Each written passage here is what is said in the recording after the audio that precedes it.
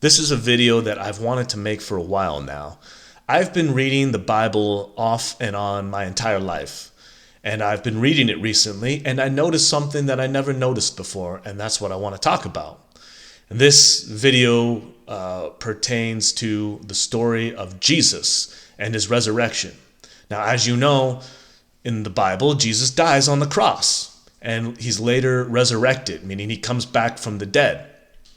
Now, here's what's very interesting to me, is that when Jesus comes back from the dead, nobody seems to recognize him. Mary Magdalene mistakes Jesus for the gardener. It's only later she goes, "Oh, wait a minute, that's Jesus." The same thing with his disciples. His disciples are out fishing and they see Jesus, but they don't recognize him. There's another story where his disciples are on the road to Emmaus and they encounter Jesus, but again, they don't recognize him.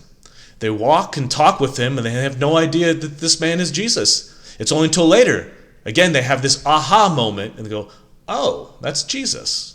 Now, why is that? Traditional Christianity doesn't have a very good explanation for this. They basically say something like, God must have somehow bamboozled everyone into not recognizing him for some reason. But that explanation doesn't sit well with me. It doesn't make a whole lot of sense. I have a different theory, and I could be wrong, but hear me out. My theory is that the reason why nobody seemed to recognize Jesus is because he didn't look like Jesus. He looked different. Now let me be clear. I'm not saying that Jesus was some kind of hallucination or a ghost or something like that. No, I'm saying that Jesus did come back from the dead and he was physically real, but he had a different physical body. He came back in different physical form, and that's why nobody seemed to recognize him. Now, actually, if you read Mark 16:12, it explicitly says Jesus appeared differently. And I think most people kind of gloss over that, but it does say that.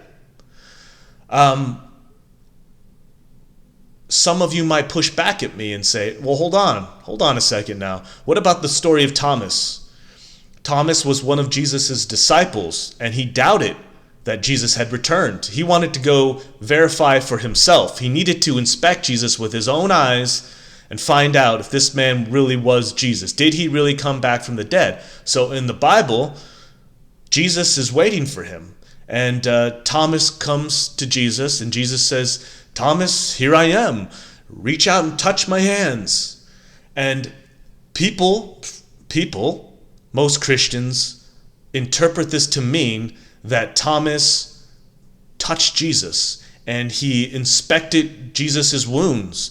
And he, after careful inspection, he verified that it was Jesus, and then he believed.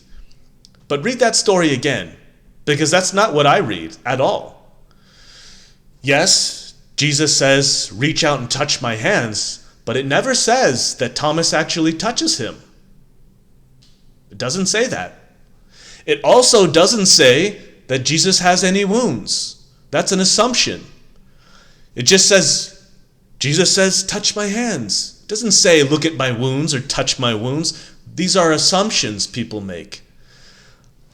In my opinion, what that story is saying is Jesus is saying, "Touch me, I'm real." And what I think it is implying is that Thomas doesn't actually touch him. And I also don't think he looked like Jesus. Now that raises an interesting question, if I'm right. Why then would Thomas believe that this man is Jesus? If he didn't look like Jesus, and he doesn't have wounds, and he doesn't even touch him, why would Thomas believe that this man is Jesus? Because here's why. It goes back to this message of Jesus. When Jesus was alive, he was saying to people, don't be so focused on the physical, on the material. Go deeper. See beyond that. Look inside someone and see them for who they really are. And that, if you believe that to be true, if you really believe that to be true, then what does it matter what Jesus looked like when he came back? So what if he looked differently? So what if he had a different body? What does that matter? Because the essence of Jesus, it wasn't his physical body. It wasn't even his name. It was his spirit. It was his soul. It was his consciousness. It was his love, his compassion, his teaching, and his message. That is what embodied Jesus. It wasn't his body. And I think that is what Thomas realized when he encounters this man. He goes, that's Jesus. He felt it. It was instinctual. And to me, that's a more powerful story than him inspecting Jesus' body to verify it and then come to the conclusion, oh, this is Jesus. No, I don't think that's what the story is saying at all. But I think that's the point. And I think most people are missing the point because they're so focused on it being Jesus in the same physical form, in the same physical body. But why? Why should it? Now I'm going to answer my own question. I think most people assume that it was Jesus in the same physical body, in the same physical form, and that he had to prove himself by showing his wounds because that was the story that was told to you, and you believed it. But I challenge it. Read the Gospels again and think about it. Now, I think the reason why that's the story that was told to you and to me and to many others is because of this. The idea that someone could die and their soul or spirit or consciousness or whatever you want to call it could go into someone else's body seems like a strange idea to you, probably. And it might seem very strange to most Christians. However, that idea is not strange in Eastern religion. It's called transmigration. And I don't think the idea of transmigration sits well with traditional Christianity.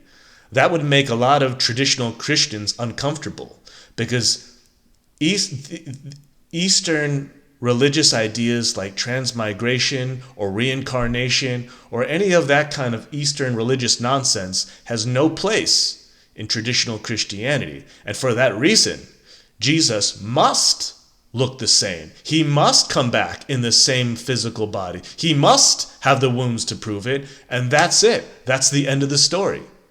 Because if he looked different, if he did come back in a different body, that opens a whole can of worms that traditional Christianity cannot explain. But if you have an open mind and you can read between the lines, you might see what I'm saying. And I'm curious. What do you think? Let me know.